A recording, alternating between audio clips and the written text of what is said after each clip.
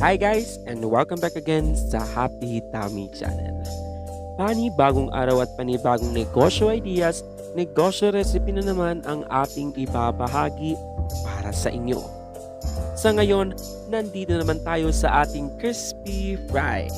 At ang ating saging saba ay pagsasamahin natin sa iisang napakasarap na recipe na talagang papatok sa masa, papatok sa mga bata at papatok sa mga matatanda.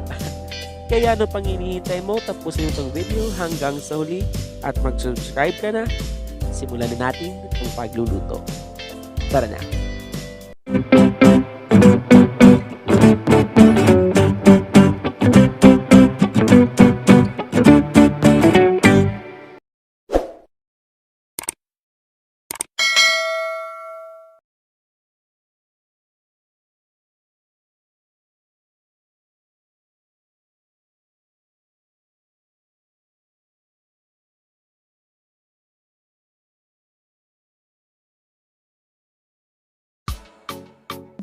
Para sa ating mga ingredients, so meron lang dito tayong saging saba, ang ating crispy fry, ang ating breadcrumbs, isang buong itlog, at 1/2 cup ng all-purpose flour. At para sa ating pagpiprito, meron lang tayong cooking oil.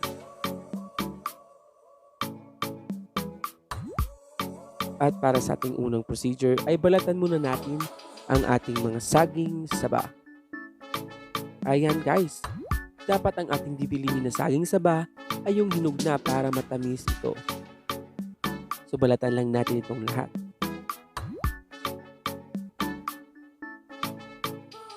Pag nabalatan na, ay hatiin natin ito sa tatlo. So horizontal ang ating paghati dito.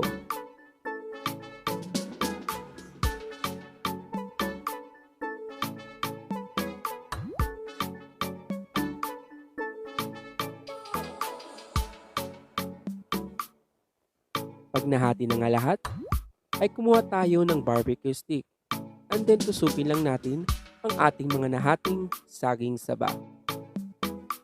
At para sa ating barbecue stick, kailangan yung manipis na barbecue stick lang ang yung gagamitin dito dahil may tendency na mapunit ang ating mga saging saba pag yung malalaking barbecue stick ang ating ginamit dito. So set aside lang natin at sa next procedure na tayo. At para sa ating next procedure ay durugin natin ng pino ang ating breadcrumbs. So bakit nga ba natin ito dinudurog? Malalang, tip ko lang. Hindi guys, dudurugin natin ito para pag prinito natin mamaya ay hindi masunog agad ang ating breadcrumbs. Kung wala kayong food processor, pwede kayong gumamit ng blender. Kung wala naman kayong blender, ay wag nyo na lang itong durugin. So set aside lang natin sa next procedure na tayo. At para sa ating next procedure, ay mag-crack tayo ng isang buong itlog sa ating wine glass. Para napakasosyal naman. Pagkatapos ilagay na natin ang ating 1 tablespoon ng milk. And then mix lang natin hanggang mag-combine ang ating egg at ang ating milk. And then maglagay na tayo ng another 1 tablespoon ng crispy fry. And then ilagay na natin sa ating egg and milk mixture. So mix lang natin ito hanggang mag-combine ang ating crispy fry sa ating egg at milk. At pagkatapos ilagay na natin ang 1/2 cup ng all-purpose flour. So hindi natin agad ito lahat ibubuhos. So mix lang natin ito. And then magdagdag ulit tayo ng ating milk dahil hindi pa siya medyo malapot ang ating flour mixture. So mix lang natin hanggang makuha natin ang right consistency. Pagkatapos ay pwede na nating i-dip ang ating mga saging. So ito lang ang mga kakailanganin natin. So dip lang natin ang ating saging. So dapat maging maingat lang tayo dahil may tendency na matanggal ang ating saging sa ating barbecue stick. Pagkatapos ay ibudbud na natin ito sa ating breadcrumbs.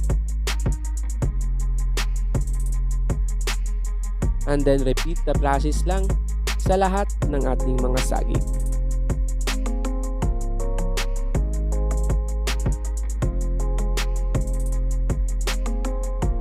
At ayan na nga guys, kung hindi ka pa nga nakasubscribe sa aking channel ay mag-like and subscribe ka na para updated ka always sa ating mga daily uploads. Dahil nga, everyday tayo nag-upload para wala kang mamiss sa ating mga uploads.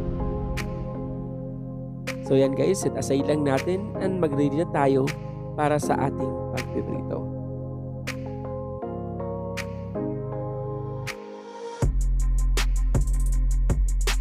At para sa ating pagpiprito, ilabas na natin ang ating mahiwagang frying pan. Pagkatapos painitin natin ang ating mahiwagang butane at ilagay ang ating mahiwagang cooking oil. Napakasosyal. So ganito karaming cooking oil ang ating gagamitin dito para maging deep fry ang ating banana. So lutuin lang natin ito ng 3 to 5 minutes in a medium heat. So after 3 minutes ay i-flip mo na ang iyong saging and then lutuin ito again ng 2 minutes na lang. So kailangan maging golden brown ang ating saging para mas lalong masarap tingnan at lalong masarap tingnan. Pag golden brown na nga, i-drain muna natin sa ating strainer, palamigin at pwede na tayong magtikim.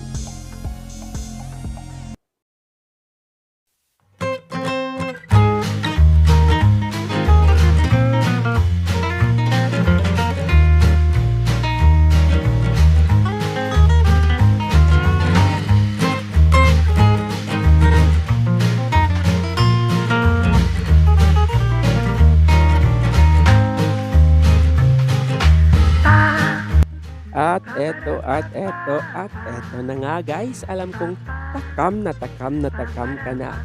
Kaya ano pang ginagawa mo, gawin mo na ito sa inyo na talagang masarap na pang merienda, masarap din na pang ulam. Maraming salamat sa panonood. Para sa ating full ingredients ay nandun sa ating description box below. And ayan guys, pwede mo itong ibenta ng 5 to 10 pesos bawat isa. Depende na lang yan sa inyo. Maraming salamat sa panonood. Thank you and God bless.